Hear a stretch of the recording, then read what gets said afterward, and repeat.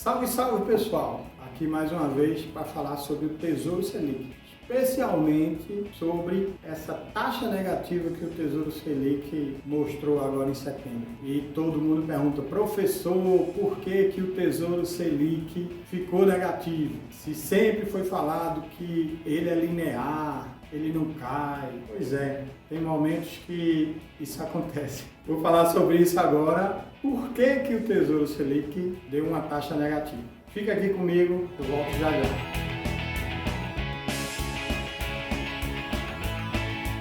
Bom, pessoal, o que aconteceu com o Tesouro Selic, né? O Tesouro Selic, ele é sempre linear, porque ele sempre é atrelado à taxa Selic, e mais nada. E ele vai sempre subindo aos pouquinhos, até o vencimento. Mas em determinados momentos, o que acontece com o Tesouro Selic é que o governo coloca o título e o investidor não quer comprar. Então não existe a procura, né? Tem demanda, mas não existe a procura. Sabe aquela lei, né? De oferta, procura? Não tem. E aí é necessário que o governo comece a aumentar a taxa de juros.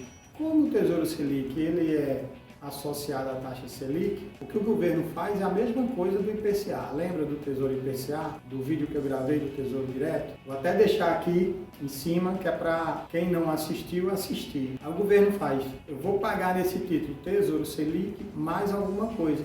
E aí, o que o governo fez? Ele aumentou um pouquinho, botou 0,02%. E não teve perda na taxa, né? Assim, os investidores desse papel, eles não tiveram perda. Só que aí o governo teve que ir aumentando gradualmente. E aí começou a aumentar. Aí eu vou mostrar para vocês o que foi feito lá do ano passado para agora com o Tesouro Selic em relação à taxa. Ok? Aí vamos aqui para o computador, vamos aqui para o notebook para eu mostrar para vocês. Bom, vamos aqui para a tela. Eu estou buscando aqui o Tesouro Selic. Olha aqui, ó. Tesouro Selic que vence em 2025 e eu estou pegando a taxa dele de um ano. Então, nessa taxa dele de um ano, vejam aqui, aquilo que eu falei, o governo estava pagando Selic mais 0,02%. E assim ela se manteve aqui durante muito tempo, até chegar a março. Vocês lembram, né, o que aconteceu em março? Não vou nem citar aqui porque é proibido falar disso, mas a partir do dia 2 a taxa já foi para 0,03%. E assim ela ficou até maio. Chegou em maio, ela de 0,03 continuou aqui, deve ter subido na terceira casa decimal, mais ou menos. E aí continuou. Aí vejam o que aconteceu em setembro. No dia 3 de setembro já pulou para 0,04. Aí o que aconteceu? Né? Aquilo que eu disse. Provavelmente não apareceu compradores para esse papel. E também pode ter o efeito inverso. Muitos investidores começaram a vender esse papel. E aí, como é que o governo faz para tentar segurar? Fazer com que as pessoas não vendam e fazer com que as pessoas comprem? Ele aumenta a taxa. Olha o que o governo fez. Ele saiu aumentando a taxa. Vejam que a taxa aqui é na segunda casa decimal, né? A partir daqui, 25 de setembro, já atingiu a primeira. E foi. Olha quanto está agora. 7 de outubro, 0,37%.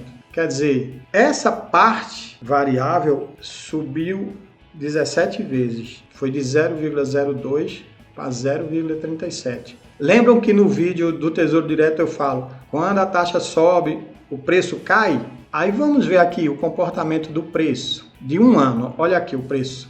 O preço estava normal, linear, como eu falei, subindo. Normal. Olha aqui o que aconteceu com o preço. No dia 8 de setembro estava 10.680, chegou a 10.682 e aqui começou a cair. Essa queda aqui equivale ao aumento da taxa de juros lá, que eu mostrei no passado. Aqui, a taxa subiu daqui para cá e o preço caiu. É inversamente proporcional. Então, o que aconteceu? Quem entrou aqui, por volta do dia 11 de março, que pagou R$ 10.540, aqui no dia 7 de outubro está R$ 10.540. É como se não tivesse valorizado nada. E quem entrou depois disso Se for vender agora, vai perder dinheiro, tá vendo?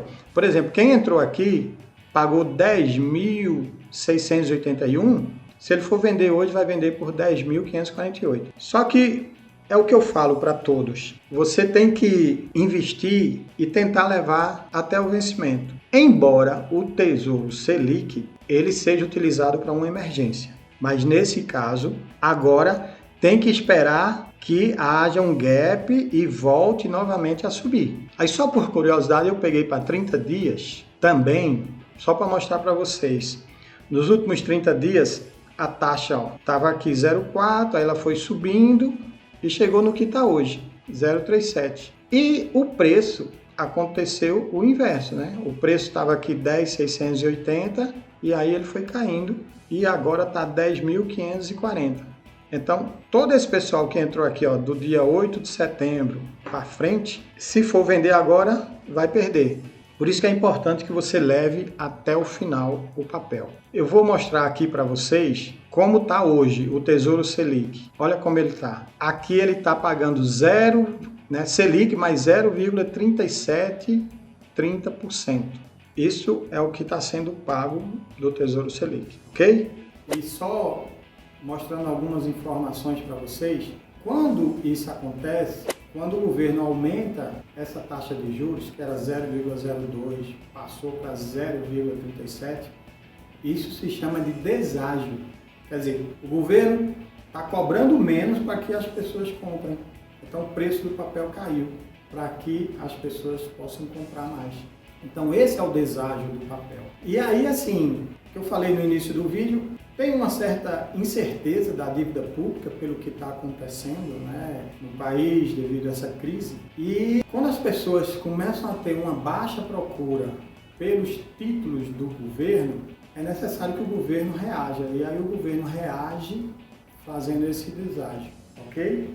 E assim, quando os investidores eles vendem o seu Tesouro Selic para procurar outros ganhos de investimento, porque também com a Selic a 2%, eles estão procurando ter um ganho melhor, principalmente o brasileiro, que sempre está acostumado a ter renda fixa ganhando 10%, 14% ao ano. Quando você diz que é 2%, né, de cada R$100 você vai ganhar 2 no final do ano, e ainda tem imposto de governo. Aí o cara se desespera e vai procurar outras coisas. E aí, quando ele vai procurar outras coisas, ele procura investimentos que dêem um retorno maior. E esses investimentos que dão um retorno maior são investimentos de renda variável. E aí entra o lance do risco. Quando se fala em risco, existe uma coisa interessante, porque existe um conceito antigo de que as pessoas têm aversão ao risco. Só que esse pressuposto, né, esse pressuposto pelos estudiosos, ele já foi derrubado. Por quê? Não é aversão ao risco, as pessoas têm aversão à perda.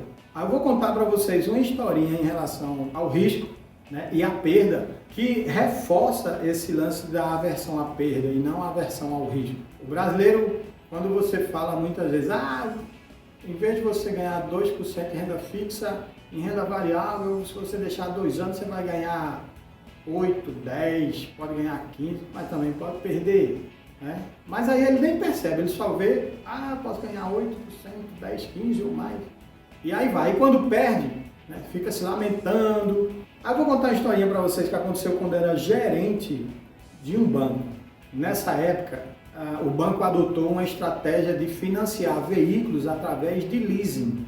E existia uma vinculação ao câmbio, ao dólar.